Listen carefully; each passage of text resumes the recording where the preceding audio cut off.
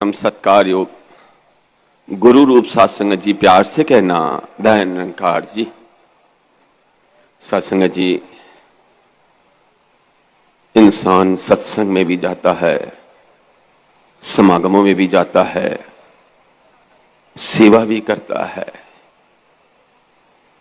मंदिर में भी जाता है, गुरुद्वारे में भी जाता है, इबादत करते हुए मस्जिद में भी जाता है, सब जगह जाता है। ये मन पदार्थ के पीछे तो भागता है, परिवार के पीछे तो भागता है, परमात्मा के पीछे क्यों नहीं भागता? इसके मन में परमात्मा के प्रति तड़प क्यों नहीं पैदा होती? क्योंकि परमात्मा को यह ढूंढता है, जानता नहीं है। सब जगह कर्म से परमात्मा को, हवा को अनुकूल कर दिया, वातानुकूल बना दिया, हर तरीके के इंस्ट्रूमेंट साइंस ने बना दिए, सब कुछ कर दिया, सुख मिले, सुख मिले। क्या इसको सुख मिला? क्या मिला? क्या इसके मन में कभी इस परमात्मा का आकर्षण जगा? क्यों नहीं जगता? धन से यह प्रभावित है, इसका मन प्रभावित है, मान सम्मान से प्रभावित है, बेतहाशा लग जाता है, बेतहाशा। फिर ये रुकता नहीं है। धन से प्रभावित है, धन कमाने के लिए लग जाएगा, मान सम्मान से प्रभावित है, उसके लिए लग जाएगा, पदार्थ सुखों के लिए सब कुछ करता है, लेकिन फिर भी दुखी। आज ये देखिए आप, जो त्रिवेणी का संगम यहां दिखाई दे रहा है, ये निरंकार भी है, साकार भी है, और भक्ति भी है, भगत भी है, भगवान भी है। क्यों माल ये करते हैं? खोया नहीं है। हे इंसान, तूने इस परमात्मा को भुलाया है, भुलाया है। बस जिस दिन तुझे इसकी याद आ जाएगी, उस दिन तुम्हें समझ के लिए दौड़ना पड़ेगा। कबीर जी को 9 जन्मों का पता था, याद थी।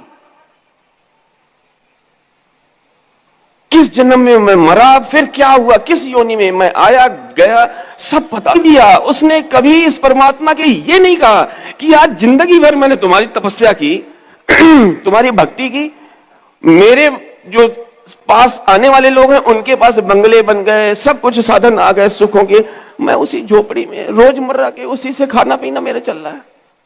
ना जी, लक्ष्य बड़ा था, लक्ष्य बड़ा था। उसे तो परमात्मा में लीन होना था, लीन होना था। ये सदगुरु यही कमाल करता है। गुरु जिसके ऊपर ये विशेष कृपा करता है, वही इस युक्ति को समझ पाता है। आप सोचो कि हम सवेरे उठते हैं, अच्छा खासा नाश्ता करते हैं, दिन में भूख लगती है, लंच के टाइम में ऑटो मोड में भाई जल्दी ला, जो बना हुआ, बड़ी भूख लगी है। कमाल है यार, सवेरे सवेरे इतना हैवी नाश्ता करके गया, फिर भूख, फिर खाया, फिर रात को भूख, हद हो गई। पाठ करते हो, इतना जप तप करते हो, इतना सत्संग करते हो, इतने संतों का, इस परमात्मा की भूख क्यों नहीं लगती? क्यों नहीं लगती? लक्ष्य का पता नहीं है, लक्ष्य का पता नहीं, खौफ नहीं है, डर। कहते तो हैं, सुनते तो हैं, सुनाते तो हैं, एक दिन मर जाना है, सब यहीं का यहीं धरा रह जाएगा।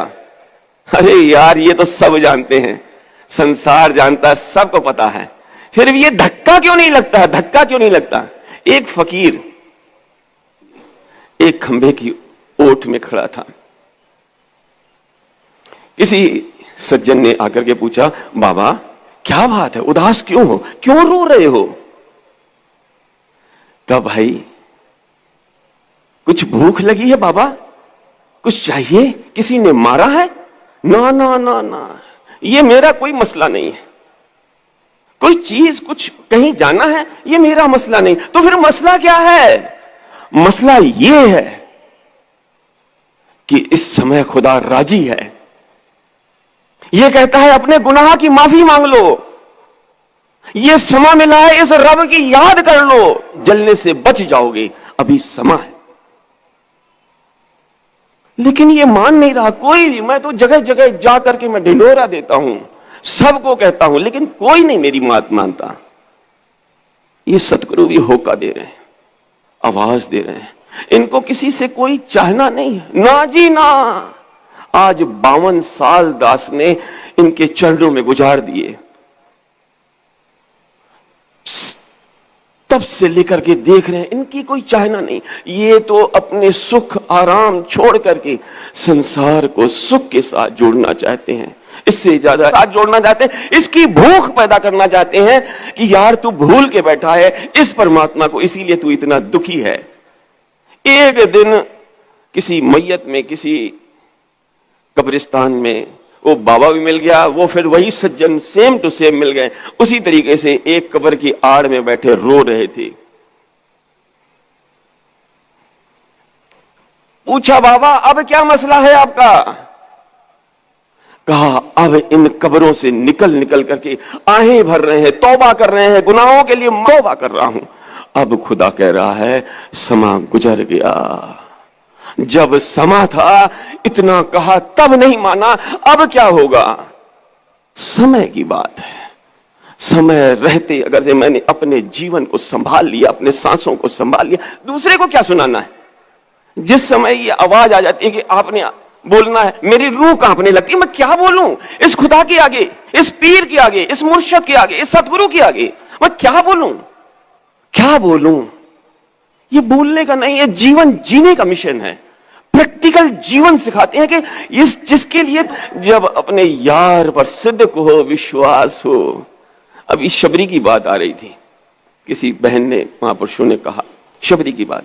शबरी एक सब जने जानते हैं खूब, और उत्तर प्रदेश के लोग तो खासतौर से जानते हैं। एक भील राजा की पुत्री थी। एक दिन बहुत सारे जानवर इकट्ठा हो गए। भाई क्या बात है, क्यों माँ ये क्यों इकट्ठे हुए हैं? कहा बेटा इनकी कल कत्ल होगा, इनका जो मीट बनेगा उस सबको बांटा जाएगा, तेरा विवाह होना है। रातों रात उस बात को सुन करके दहशत में आ गई, घर छोड़ कर चली गई। कहां गई? जहां तपोवन था, जहां ऋषि मुनि तपस्या करते थे। निरंकार देख रहा है, ये गुरु अंतर्यामी है तो सब जानता है कहां कौन मेरी सेवा कर रहा है। इसको बताने की, एक्सपोज करने की कोई जरूरत नहीं है। ना जी ना, ना। छिप छिप करके हवन के लिए ये लकड़ियां ढूंढती थी, सब इंतजाम करती थी। कमाल का सिद्दीक, कमाल का सिद्दीक। एक समय आया, पता चला, सब लोगों ने ढूंढ करके इसका पता किया, कौन है ये जो इस तरीके से सफाई भी कर देती है यज्ञ कुंड की और लकड़ियां भी ढूंढ लेती है। पता चला शबरी है। ले आए मतंग ऋषि की दरबार में। मतंग ऋषि ने कहा समय आया, अब किसके हवाले करके जा रहे हो गुरुदेव? कहा एक दिन शबरी तेरी इस तपस्या, इस सेवा से प्रभावित होकर के प्रभु श्री राम तेरे कुटिया में आएंगे। क्या बात है, जवानी से बुढ़ापा आ गया। अरे राम राम राम राम राम राम, बुढ़ापा आ गया। इस कदर पेशेंस, इस कदर गुरु के वचनों की पूर्ति करने का जज्बा, क्या बात है। ये है भक्ति, ये है भक्ति। हमें अपने आप को टटोलना है। मैं शबरी का तो उदाहरण दे रहा हूं, मैं कहां खड़ा हूं? महत्व तो मेरे जीवन का है ना। जीवन सुधार, ये मार्गदर्शन देते हैं पल पल पर, एक एक क्षण में रक्षा करते हैं, रक्षा करते हैं। दास इसका जीता जागता मिसाल है। दास किसी भगत की बात नहीं करेगा, संत की बात नहीं करेगा, अपने जीवन की बात करता है। एक समय आया, प्रभु श्री राम आते हैं। क्या बात है, क्या बात है, क्या बात है। अगर ये कोई कहे लंका को विजय पाने के लिए प्रभु श्री राम 14 साल के वनवास में आए, ना जी ना, ना। वो अपने करके, अपने इतनी मिलिट्री थी, सब कुछ था, कर लेते, सब कुछ कर लेते, ना जी ना। जटायु के लिए आए थे। तो कहते हैं कि महाराज मैं बोलो जटायु, मैं आपको जीवित कर दूं। क्या उसका त्याग तपस्या थी? रावण जैसा इतना महान बलशाली, उसके आगे एक पक्षी। कमाल की उसका गुरु के प्रति समर्पण था, जीवन तक कुर्बान कर दिया। अरे राम राम राम राम, जीवन कुर्बान कर दिया। अरे पूरी शक्ति के साथ मारी चोंच रावण को, एक समय में अचेत हो गया, लेकिन रावण तो रावण था, पर काट दिए। प्रभु श्री राम आते हैं, कहते हो कहो तो मैं तुम्हें जीवन दे दूं। ना भगवान, ना ना ना ना, मुझे अब ये जीवन नहीं चाहिए, मैं आपकी गोद में मेरे प्राण जाऊं। कहे आवत नहीं, मुझे तो मेरे राम ने अपने गोद में ले रखा है, इससे बड़ा मेरा और क्या सौभाग्य है। तो दास ने गुरबाणी की वो लाइन आधे में छोड़ी थी, गुरु कृपा जे नर को कीनी ते ए जुगत पछानी। इन संतों ने, महापुरुषों ने युक्ति समझ ली गुरु की। करता क्या है गुरु? वो सूझ देता है, वो समझ देता है। नानक लीन भयो गोविंद सिंह। क्या बात है, क्या बात है। वो अवस्था प्रदान करता है मेरा सतगुरु, वो कमाल करता है मेरा सतगुरु। ऐसे ही नहीं तैयार करता है, वो इंस्ट्रूमेंट बनाता है, वो इस तरीके की सेटिंग बनाता है, ऐसे संतों का संग बख्शता है। नानक लीन भयो, ये ज्योति परम ज्योति में विलीन हो जाए, इसलिए ये जन्म मिला है। आवागमन का कोई चक्कर ही नहीं, कोई चक्कर ही नहीं। अब तो जाए चढ़ो सिंहासन, मिल है सारंग पानी। राम कबीर एक भयो उस अवस्था को पहुंच। इसकी भूख लगे। मैंने आज पूरा दिन गुजर गया, प्रभु को नहीं याद किया। मैं इन कामों में जिनको मैं छोड़ के चला जाऊंगा या मुझसे छूट जाएंगे, ये जितनी धन संपदा एम्पायर है सब छूट जाएगी, मान सम्मान प्रतिष्ठा सब छूट जाएंगे या मैं छोड़ के चला जाऊंगा। अरे नहीं छूट। क्या बात है।